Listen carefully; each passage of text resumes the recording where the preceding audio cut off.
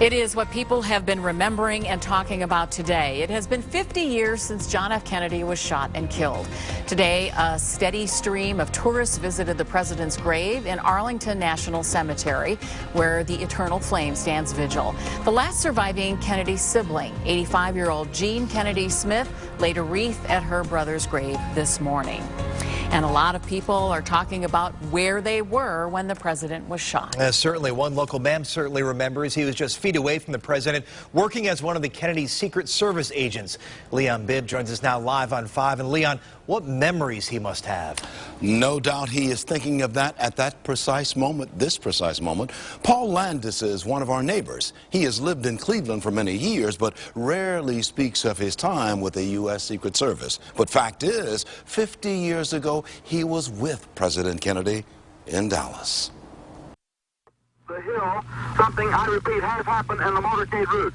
For those old enough to remember when tragedy struck, the pictures are indelibly etched in memory. The American president and his wife in the last minutes of his life. Dallas, Texas, November 22nd, 1963.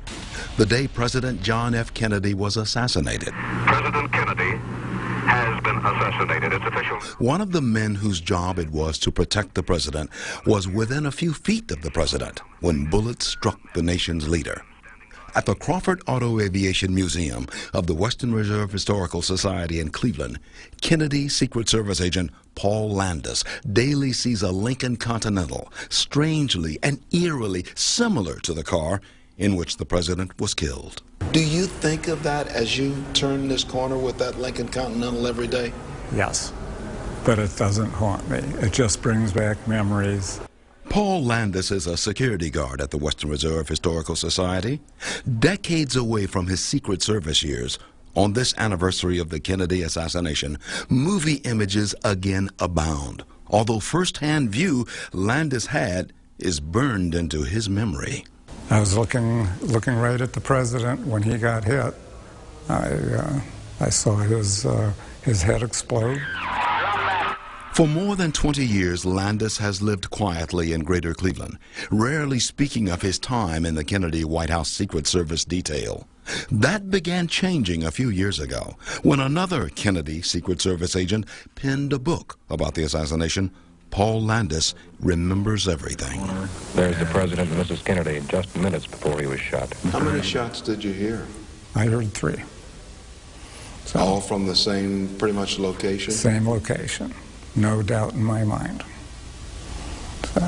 So you've always held to the opinion that it was just one gunman there, and that gunman was Lee Harvey Oswald? Definitely. I emphatically deny these charges. During a federal investigation into the assassination, Landis submitted his own written report on what happened. Strangely, the commission never called him to personally testify. At the Dallas hospital, while doctors tried to save the president, Landis sat with Mrs. Kennedy. She stared into space, saying nothing. They were close because Landis's White House protection assignment was Jacqueline Kennedy and the Kennedy children. She was very personable. She's beautiful. She treated the agents around her with respect. When JFK was murdered, conspiracy theories began. But every Secret Service agent has held that Lee Harvey Oswald was the only gunman. 2 years ago, when the Kennedy agents first met in reunion, Landis learned he had not suffered alone. They were all haunted by the assassination. All of us shared, I think, a deep feeling of guilt that we'd failed, we'd let the country down, and it was just basically that we had a job to protect the president, and we failed at it. After the assassination, they immediately surrounded the next president, Lyndon Johnson. Though they hurt, as did the rest of the nation, agents received no mental therapy. Landis left the service less than a year later. Over the years, there have been speculations there was more than one gun involved in the JFK assassination. Great imagination, but I think it's all hogwash. 3 shots, Oswald did it, no doubt in my mind. I was there. In the annals of history, the assassination of President Kennedy stands out. 1963 was a time far different from the times of today. The president was in an open car, surrounded by a large, big city crowd. Today's world, that would not happen. But to view the Kennedy assassination, one needs not look at it through the eyes of today. You need to look at it through the eyes of 1963. Dallas 63 changed us. America was no longer the way it had been. Change in America seemed to have begun the day bullets struck President Kennedy, felling the nation's leader. Some say we lost our innocence, that we became a different people, perhaps a more violent people. You think so? Yes. As the nation reflects on the day America changed, a former Kennedy detailed Secret Service agent walks his job with thoughts trailing back to what he saw and felt in a tragedy of a half-century ago. Paul Landis was guarding the president when fatal shots blasted through the Dallas sunshine, striking President John Fitzgerald Kennedy. Paul Landis contends 3 shots, 1 gunman. In my time with him, the most surprising aspect of all of this is the Warren Commission investigating in 1963 never called Landis to personally testify about what he saw and heard. He submitted a written report, but no face-to-face meeting with the commission. Paul Landis later left the Secret Service for a career out of government. Live on 5, I'm Leon Bibb. White House Press Secretary Malcolm Kilduff has just announced that President Kennedy died at approximately 1 o'clock Central Standard Time, which is about 35 minutes ago. Welcome back, everyone. And today marks the 50-year anniversary of President Kennedy's assassination. For one local man, today brings back bittersweet memories. Channel 3's Kristen Anderson talks to a former Secret Service agent who took 40 years to start talking about that historic day. Paul Landis's kitchen table is filled with one of the most memorable moments in U.S. history. As a Secret Service agent for the Kennedys, Paul spent his days and nights with them. This is Paul on the left with the First Lady in Italy. Here he is with President Kennedy in Palm Beach. And this one is personally signed by little Caroline as Paul walked her and Macaroni the pony around the White House lawn. It was a very unique time where we were close. For Paul, the 50-year anniversary of JFK's death is personal and painful. On this dreadful day, Paul was in the car behind the president. Just after we completed the turn was when I heard the first shot, came over my right shoulder. Then I heard the second shot when I looked back up at the president, third shot, and that's when I saw it hit him. Through it all, Paul remained focused on his job for as long as his emotions would allow.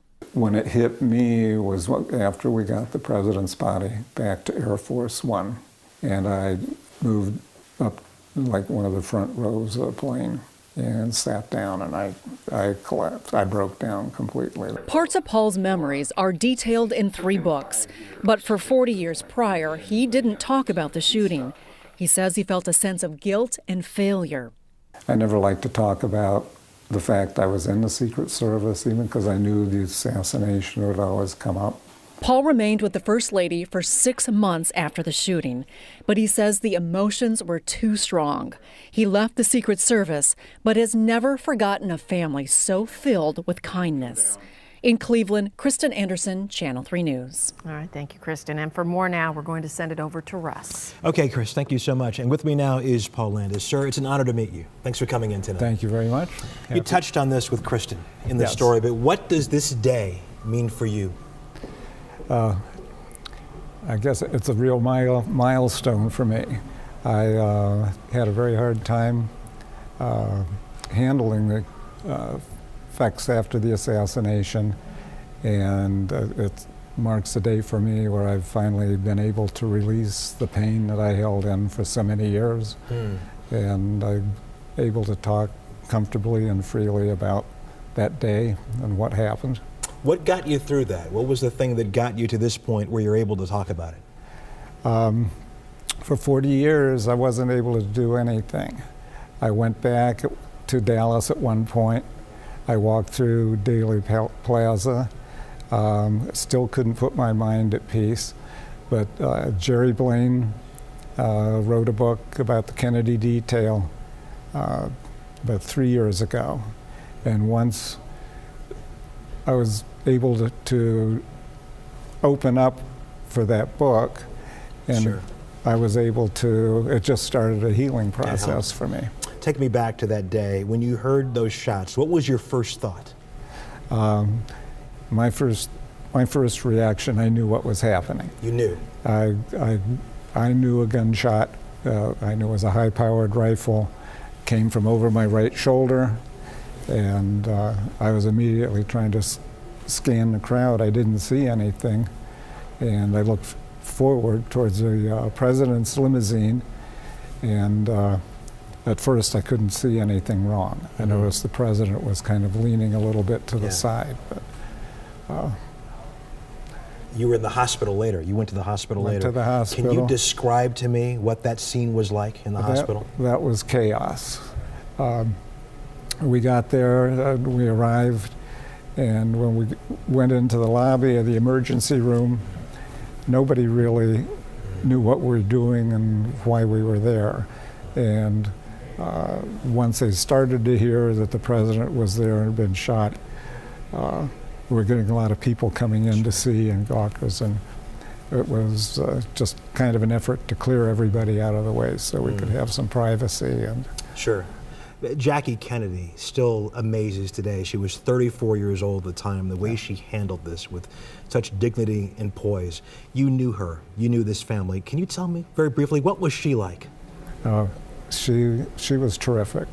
Very personable, very friendly.